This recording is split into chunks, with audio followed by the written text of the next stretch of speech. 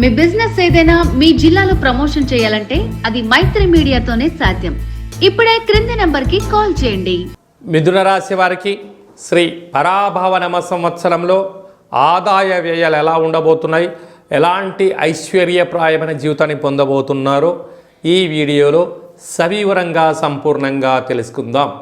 మిథున రాశిలో ఏ నక్షత్రాలు వస్తాయి అనగా మృగశిర నక్షత్రంలోని 3వ పాదం, 4వ పాదం, ఆరుద్ర నక్షత్రంలోని 4 పాదాలు, పునర్వసు నక్షత్రంలోని 1, 2, 3 పాదములు కలిపితే మిథున రాశి.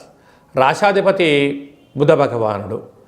వీరికి రాశిలోనే దేవగురు బృహస్పతి సంచారము చేయడము చాలా యోగదాయకం. ఆయనే ఈ సంవత్సరం రాజు అయ్యారు కనుక ఆధ్యాత్మికత, సత్ప్రవర్తన, నియమ నిష్ఠ, దీక్ష, సంకల్పంగా ఎవరైతే ఉంటారో వారికి అన్ని పనులు నెరవేరుతాయని చెప్పి గమనించాలి.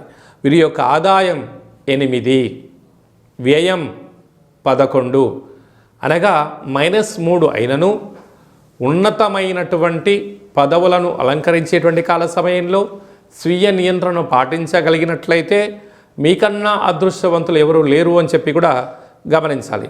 రాజ్యపూజ్యం 1, అవమానం 7 కనుక మీ చుట్టూ శత్రువులు పొంచి ఉన్నారు కనుక అనేక మంది మిమ్మల్ని సద్వినియోగపరచుకోవాలని, మీ పని అయిపోయిన తర్వాత మిమ్మల్ని శత్రుగా చిత్రీకరించడానికి సిద్ధంగా ఉన్నారు. తస్మాత్ జాగ్రత్త. రాశాధిపతి బుధుడు, రాశిలోని గురు సంచార స్థితి యోగదాయకం. తృతీయ వీరికి ధనవాక్కు కుటుంబ స్థానంలో అధిపతి చంద్రుడు సస్యాధిపతి, వీరికి మేఘాధిపతి, అఖండమైనటువంటి సైన్యాధిపతి అవ్వడం వలన సంపూర్ణమైనటువంటి సత్ప్రవర్తన, క్రమశిక్షణ వలన ఉన్నతమైన జీవితాన్ని పొందబోతున్నారు. తృతీయ స్థానంలో కేతు సంచార స్థితి, రాశాధిపతి రవి భగవానుడు ఉండడం వలన వీరికి సంపూర్ణమైనటువంటి రసాధిపతి అవ్వడం వలన తల్లిదండ్రులు, గురువులు, ఆధ్యాత్మిక చింతన, అన్నదమ్ముళ్ళు, అక్కా చెల్లెలతో సత్ప్రవర్తనగా ఉండగలిగినట్లయితే మీకన్నా అదృష్టవంతులు ఎవరు లేరు అని చెప్పి గమనించగలగాలి. అర్ధాష్టమ రాశి కన్యరాశి. రాశాధిపతి కూడా ఇక్కడ బుధ భగవానుడే. ఈ బుధ భగవానుడు ధాన్యాధిపతి ఉండడం వలన సకాలంలో తిండి, సకాలంలో దాన ధర్మాలు చేయగలిగినట్లయితే మీకన్నా అదృష్టవంతుడు ఎవరు లేరు అని చెప్పి కూడా గమనించగలగాలి. అలాగనే వీరికి తులారాశాధిపతి శుక్ర భగవానుడు ఉండడం వల్ల సస్యాధిపతి అవ్వడం వలన సంపూర్ణమైనటువంటి సర్వే జన సుఖినో భవంతు, అందరూ ఉండాలి, సమతుల్యతతో కూడుకున్న పరిస్థితులు ఉండాలి, అందరికీ విద్య, ఉద్యోగ, ఐశ్వర్య, వ్యాపార కార్యక్రమాల్లో విజయం సాధించాలని మీ కోరిక కూడా నెరవేరబోతుంది. 6వ స్థానాధిపతి కుజ భగవానుడు మంత్రివర్యులు అవ్వడం వలన కొద్దిపాటి అంతర్గత శత్రువులు పొంచి ఉన్నారు. అప్పులు ఇవ్వద్దు, అప్పులు కూడా తెచ్చుకోవద్దు.